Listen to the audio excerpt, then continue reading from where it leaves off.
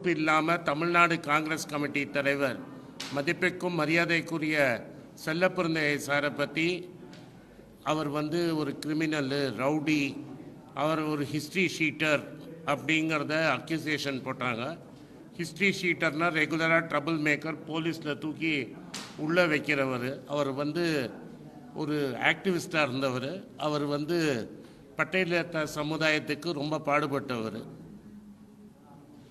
அவர் 2 வாட்டி எம்எல்ஏயாக இருக்கிறாரு. இப்போ எதிர்கட்சி தலைவராக இருந்து அதுக்கப்புறம் தமிழ்நாடு காங்கிரஸ் கமிட்டிக்கு தலைவராக போட்டிருக்கார் இளம் தலைவர் ராகுல் காந்தி.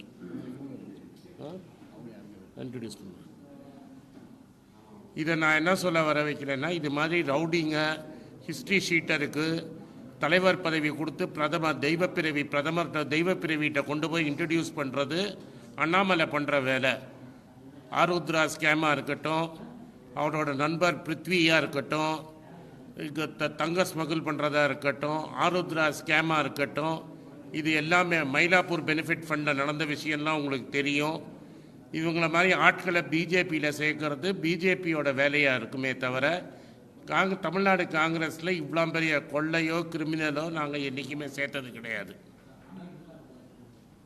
இதை கிளாரிஃபை பண்ணணும்னு எங்களுக்கு தோணித்து. அதனால் நாங்கள் என்ன பண்ணோம், retired additional superintendent of police Anusiya Nelson madam வந்திருக்காங்க இன்றைக்கி.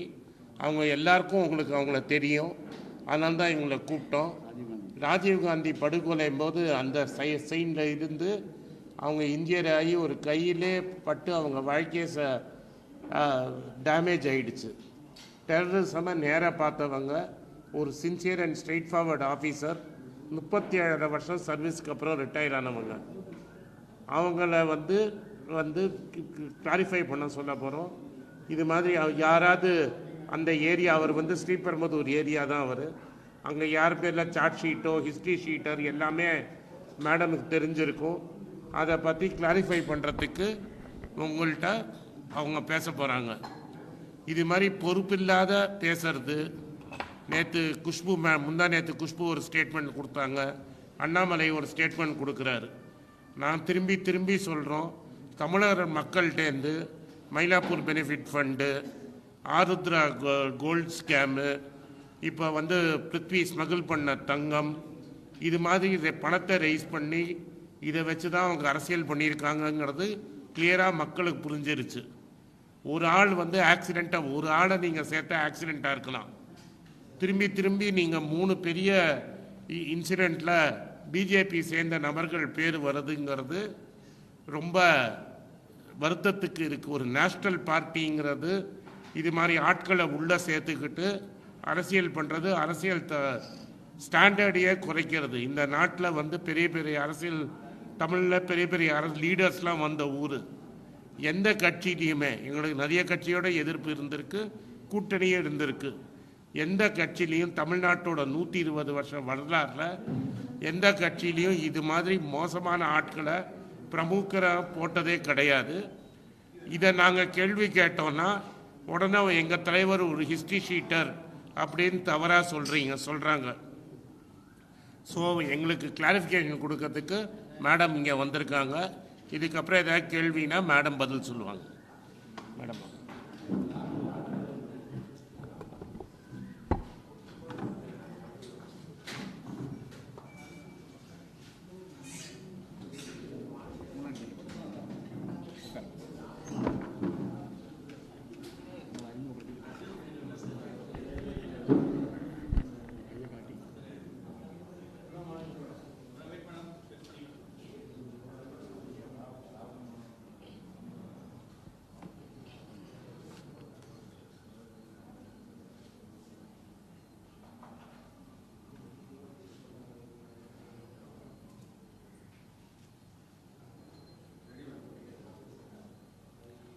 Anusiya Daisy Ernest, additional superintendent of police இருந்து நான் ஓய்வு பெற்றேன் காவல்துறையில் தமிழகத்தில்.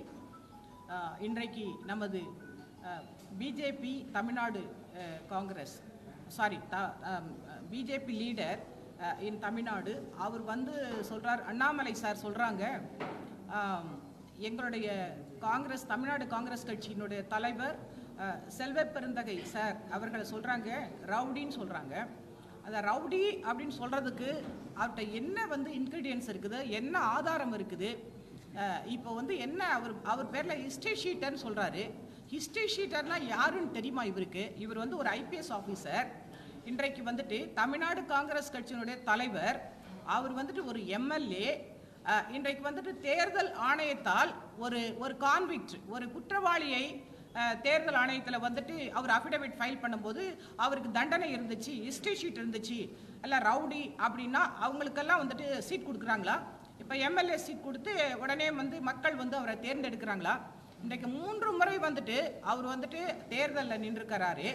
அவருக்கு வந்து ஹிஸ்ட்ரி ஷீட் இருந்துச்சுன்னு சொன்னால், இல்லை சமூக விரோதி அப்படின்னு சொன்னால், இல்லை ஒரு ரவுடின்னு சொன்னால் அவருக்கு வந்து இந்த தேர்தல் ஆணையம் வந்துட்டு இப்போ வந்துட்டு அவருக்கு சீட் கொடுத்துருப்பாங்களா? இன்னைக்கு வந்துட்டு ஒரு மக்களால் தேர்ந்தெடுக்கப்பட்ட ஒரு எம்எல்ஏ, ரெண்டாவது அவர் வந்துட்டு ஒரு அதாவது சட்டமன்றத்தில் வந்துட்டு சட்டமன்ற தலைவராக இருந்திருக்கிறாரு காங்கிரஸ் கட்சி சார்பில்.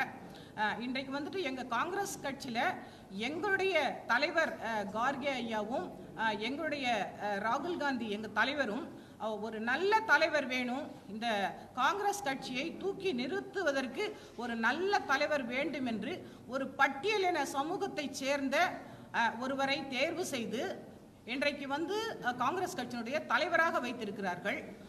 எங்களுடைய காங்கிரஸ் கட்சியை வந்துட்டு அவர் வந்துட்டு டிகிரேட் பண்ணுறாரு. எங்களுடைய தலைவரையே, ஒரு தேசிய கட்சியினுடைய ஒரு காங்கிரஸ் தலைவரையே வந்துட்டு இவர் வந்துட்டு ரவுடின்னு சொன்னால், அப்போ வந்துட்டு பிஜேபியில் எல்லாம் இருக்கிறவங்கெல்லாம் வந்துட்டு எல்லாருமே வந்து கடவுளா? இப்போ மோடி ஐயா தன்னை கடவுள்னு சொன்னார், அதே மாதிரி அங்கே இருக்கிறவங்களாம் கடவுளா? பரிசுத்தமானவங்களா? யார் பேர்லையும் ஹிஸ்ட்ரி ஷீட் கிடையாதா? இன்னைக்கு வந்துட்டு எத்தனை கொலைகாரங்க அங்கே இருக்கிறாங்க? கொலைகாரர்கள், கொள்ளைக்காரர்கள், கோத்ரா ரயிலை எரித்தவர்கள், 2000-3000 பேரை கொன்றவர்கள், இன்னைக்கு வந்துட்டு பெண்களை கற்பழித்தவர்கள், இன்னைக்கு ஆருத்ரா அந்த கோல்டு ஸ்கேம்ல வந்துட்டு இன்னைக்கு குற்றவாளிகளாக இருக்கக்கூடியவர்கள், இன்றைக்கு சஸ்பெக்ட் பண்ணக்கூடிய ஆம்ஸ்ட்ராங் வழக்கில் சம்பந்தப்பட்டவர்கள் கூட பிஜேபி காரர்கள் என்று காவல்துறையினர் சஸ்பெக்ட் பண்றாங்க. அப்படிப்பட்ட ஒரு குற்றவாளிகளின் கூடாரமாக இருக்கக்கூடிய உங்களுடைய பிஜேபி கட்சியினுடைய தலைவர் நீங்கள், தமிழ்நாட்டிற்கு நீங்கள் தலைவர், நீங்கள் எங்களுடைய இன்றைக்கு அமைதி பூங்காவாக இருக்கக்கூடிய இந்த தமிழகத்தின் காங்கிரஸ் கட்சியிலிருந்து ஒரு ரவுடி கிடையாது, ஒரு கேடி கிடையாது, யாரும் போய் கத்தி எடுத்துட்டு கொலை பண்றதெல்லாம் கிடையவே கிடையாது. உங்க பிஜேபி கட்சியில் இருக்கிறவங்க அத்தனை பேரும் கொலைகாரர்கள். ஏன் கோட்சேவை கொண்டவங்களை யாரு? ராஜீவ்காந்தியோட குற்றவாளிகளை யார் விடுதலை செய்தா? இன்றைக்கு எடப்பாடி அவர்கள் தீர்மானம் நிறைவேற்றி இன்றைக்கு பிஜேபி கவர்மெண்ட்ல தான் வந்துட்டு எல்லா குற்றவாளிகளையும் நீங்க விடுதலை செய்தீங்க. நீங்க வந்துட்டு கொலைக்காரர்கள், கொள்ளைக்காரர்கள், நாட்டு பிரதமரை கொன்றவர்களை விடுதலை செய்தவர்கள். அப்படிப்பட்ட ஒரு ஈவு இரக்கம் இல்லாத இந்த பிஜேபி கட்சி, நீங்க ஒரு தலைவர், அதற்கு அதுவும் ஐபிஎஸ் ஆபீசர், ஒரு காங்கிரஸ் கட்சி, ஒரு இந்த நாட்டிற்கு சுதந்திரம் வாங்கி கொடுத்த, இந்த நாட்டிற்கு விடுதலைக்காக போராடிய, அதிலிருந்து பாரம்பரியத்தில் வந்தவர் எங்களுடைய தலைவர். இன்றைக்கு அவர் மாற்று கட்சியில் இருந்தாலும் அவர் இந்த கட்சிக்கு எதற்காக வந்தார்? ஒரு பாரம்பரியமிக்க, ஒரு அமைதியான, ஒரு தன்னலமற்ற ஒரு கட்சின்னு சொல்லலாம். இன்னைக்கு காமராஜர் அவர்கள் 9 ஆண்டுகள் ஜெயிலில் இருந்தார்கள். எங்களுடைய நேருஜி பிரதமர் அவர்கள் 14 ஆண்டுகள் இருந்தார்கள். இன்றைக்கு வந்துட்டு எங்களுடைய தலைவர் எத்தனை ஆண்டுகள் கான்விக்டா போய் ஜெயில இருந்தாரு? இன்னைக்கு வந்துட்டு ப்ரூஃப் கொடுக்கணும், அவர் வந்துட்டு ஆதாரம் கொடுக்கணும். அவர் எத்தனை வருஷம் இப்ப கோர்ட்ல வந்துட்டு கேஸ் போடலாம், யார் பேர்னாலும் கேஸ் போடலாம். இந்த 75 MCP ஆக்ட் இருக்கு. இன்னைக்கு 75 MCP ஆக்ட்ல இன்னைக்கு ஒருத்தன் பொது ரோட்ல நின்று கெட்ட வார்த்தைகளை பேசினாலே அவனுக்கு 6 மாசம் சிறை தண்டனை இருக்குது.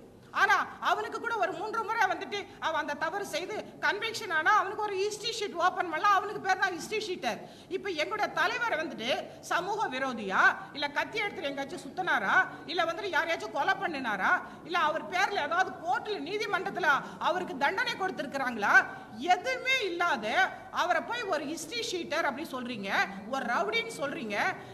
எங்களோட தலைவர் ராகுல் காந்தி அவர்கள் மோடி என்ற பெயர் கொண்டவர்கள் எல்லாம் தீஃப் என்று சொன்னார்கள், அவர்கள் எல்லாம் திருடர்கள் என்று சொன்னதற்காகவே 2 ஆண்டுகள் ஜெயில் தண்டனை கொடுத்து அவருடைய MP பதவியை பறித்த ஒரு பிஜேபி கட்சி இன்றைக்கு உங்களுடைய இன்னைக்கு ஆட்சி நடந்து கொண்டிருக்கிறது.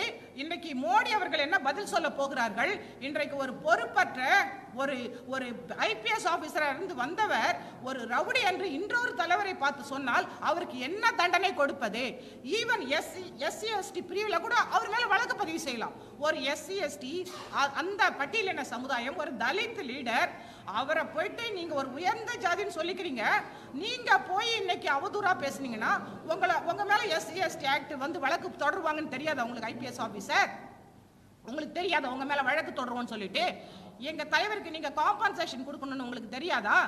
எஸ்சி எஸ்டி கமிஷன் வச்சிருக்கிறீங்களே, சென்ட்ரல்ல வச்சிருக்கிறீங்க, ஸ்டேட்ல வச்சிருக்கிறீங்க, அந்த கமிஷன்ல நாங்க மனு கொடுப்போம்னு தெரியாதா?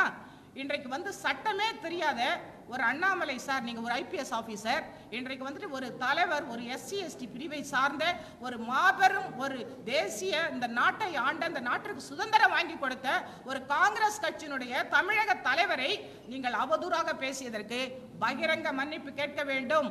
நாங்கள் இன்றைக்கு டிஜிபி அவர்களிடம், எஸ்சி எஸ்டி கமிஷனிடமும் அவர் மீது வந்துட்டு நாங்கள் மனு கொடுக்க போறோம். அவர் கட்டாயமாக நிச்சயமாக அவர் நீதிமன்ற விசாரணைக்கு அவர் தலைவணங்க வேண்டும். அவருக்கு, எங்கள் தலைவருக்கு வந்து காம்பன்சேஷன் கொடுக்கணும். அதே மாதிரி பகிரங்க மன்னிப்பு கேட்கணும். அவரு அப்படி கேட்டால்தான் அவர் பதவி விலக வேண்டும். இன்னும் அதிகமாக சொன்னால் அவர் ஒரு லாய்க்கு கிடையாது. அந்த அவர் பிஜேபி ஒரு தமிழக தலைவராக இருக்கிறதுக்கு அவர் ஒரு லாய்க்கே இல்லாத ஒரு தலைவர். அவர் இன்னைக்கு ஆருத்ரா வழக்குல எங்க தலைவர் அவரை கோல்டு மகன் சொன்னாரு. அதனால கோல்டு மகன் சொல்லி வர நல்லா தானே சொன்னாரு. ஏன்னா தங்கம் அந்த கோல்டு ஸ்கேம்ல யாரு ஈடுபட்டது? இன்னைக்கு அஞ்சலைங்கிற ஒரு லேடி இருக்கிறாங்க. அந்த குற்றவாளியை நீங்க சேர்த்து வச்சிருக்கீங்க. இன்னைக்கு சஸ்பெக்ட் பண்றாங்க. யாரு? ஆம்ஸ்ட்ராங் கேஸ்ல சஸ்பெக்ட் பண்றாங்க. அந்த மாதிரி குற்றவாளிகள், கொலைகாரர்கள், இந்த நாட்டை கொள்ளையடித்தவர்கள் அத்தனை பேரையும் உங்க கட்சியில வச்சுட்டு இன்னைக்கு வந்துட்டு எத்தனை அதானி, அத்வானி இந்த மாதிரி ஆட்களை கொண்டு போய் நீங்க பணத்தை ஃபாரின்ல பதுக்கிக்கிட்டு எல்லா கொலை கற்பழிப்பு அத்தனையும் வந்து செய்துட்டு இன்னைக்கு எங்க தலைவர், அவருக்கு என்ன ரெக்கார்ட் இருக்கு, என்ன ஆதாரம் இருக்கு? அண்ணாமலை சார் நீங்க வந்து ப்ரொடியூஸ் பண்ணணும். அவர் எந்த ஸ்டேஷன்ல அவர் பேர்ல ஹிஸ்டரி ஷீட் இருக்குது, அவருக்கு வந்துட்டு போட்டோ ஓட்டுவோம். நாங்க போலீஸ் ஸ்டேஷன்ல போட்டோ ஓட்டியிருப்போம். இவர் ரவுடி, இவர் கேடி, இவர் டிசி, அப்படி வந்துட்டு நாங்க வகை பிரித்து வந்துட்டு நாங்க போட்டோ வச்சிருப்போம். அந்த போட்டோ இருக்கா எங்க தலைவருக்கு? எந்த ஸ்டேஷன்லயாச்சும் அவர் மேல வழக்கு இருக்கா? இல்ல அவர் கன்விக்ட் ஆயிருக்காரா? யார் பேர்ல வேணாலும் கேஸ் கொடுக்கலாங்க. இன்னைக்கு அவர் பொது வாழ்க்கையில இருக்கிறார். இன்னைக்கு பொது வாழ்க்கையில ஒருத்தர் வந்து அடிக்க வர்றாருன்னா அவர் டிஃபெண்ட் பண்ண கூட செய்யலாம். அவரை ரவுடின்னு நீங்க சொல்லுவீங்களா? தன்னை காப்பாத்திக்கொள்ள அடிக்கிறாருன்னா அவர் ரவுடின்னு சொல்லுவீங்களா? அவர் மேல வழக்கு வேணா இருக்கலாம், ஆனா அவர் வேணா ரிமாண்ட் பண்ணி இருக்கலாம். ஆனா அவருக்கு கான்விக்டா, அவருக்கு தண்டனை கொடுத்திருக்காங்களா? நீதிமன்றத்தில் தண்டனை பெற்றவர்கள் தான் அவங்க வந்துட்டு நம்ம ரவுடின்னு சொல்லுவோம், இல்ல கேடின்னு சொல்லுவோம், இல்ல ஹிஸ்டரி ஷீட்டர்னு சொல்லுவோம்.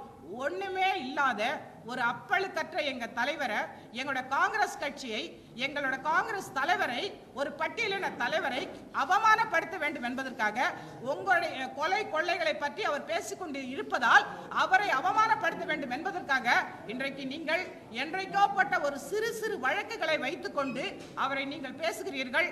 ஆனால் எங்கள் தலைவர் ஒரு பட்டியலினத்தை சார்ந்தவர். அவர் மிகவும் ஹியூமிலியேஷன் இருக்கும், கஷ்டப்பட்டிருப்பாங்க. இன்னைக்கு ஒரு தலைவர் பதவிக்கு வரதுக்கு இந்த சமுதாயத்துல அவர் என்ன கஷ்டப்பட்டிருப்பாரு? அப்படிப்பட்டு கஷ்டப்பட்டு ஒரு அறிவாளி எங்கள் தலைவரை நீங்கள் அறிவில்லாமல் பேசுகிறீர்கள். ஐபிஎஸ் ஆபீசரே, இன்றைக்கு நாங்கள் காங்கிரஸ்காரர்கள் நிச்சயமாக நீங்கள் பகிரங்க மன்னிப்பு கேட்கவில்லை என்றால் நிச்சயமாக நாங்கள் உங்கள் மீது வழக்கு தொடர்வோம். நிச்சயமாக ஒரு போராட்டத்தை நாங்கள் செய்வோம். காங்கிரஸ்காரர்கள் என்பவர்கள் நாங்கள் சுதந்திர தியாகிகள். இன்றைக்கு ராஜீவ்காந்தி வழக்கில் அத்தனை குற்றவாளிகளும் காண்பித்து கொடுத்து இன்றைக்கு ஒரு தியாகமான கட்சியில் எனது பிரதமரை கொன்றவர்களுக்கு தண்டனை வாங்கி கொடுக்க வேண்டும் என்பதற்காக நான் அந்த தீவிரவாதிகளுக்கு பயப்படாமல் நான் இந்த கட்சிக்கு வந்தேன். இந்த கட்சியில் இருந்து கொண்டுதான் நான் எதிர்ப்பு தெரிவித்தேன். ஆனாலும் எங்கள் தலைவர் சும்மா இருக்க மாட்டார். நாங்கள் அதை பார்த்து கொண்டு காங்கிரஸ்காரர்கள் சும்மா இருக்க மாட்டோம். இன்றைக்கு நீங்கள் வேண்டால் சொல்லுங்கள், காங்கிரஸ் எதுவுமே செய்யாது என்று நினைக்கிறீர்களா? நாங்கள் செய்வோம், சட்டப்படி செய்வோம், முறைப்படி செய்வோம். நீங்கள் பகிரங்க மன்னிப்பு கேட்கும்படி செய்வோம். நீங்கள் பதவி விலகுவதற்கு என்னெல்லாம் செய்ய வேண்டுமோ அதை நாங்கள் சட்டப்படி செய்ய போகிறோம். அண்ணாமலை சார் அவர்களே, நன்றி.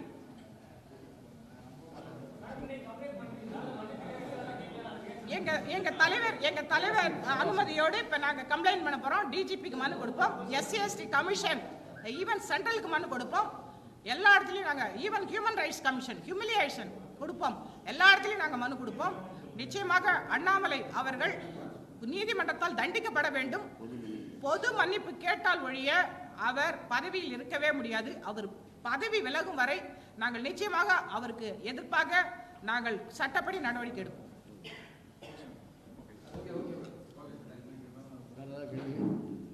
கேட்கணுமா?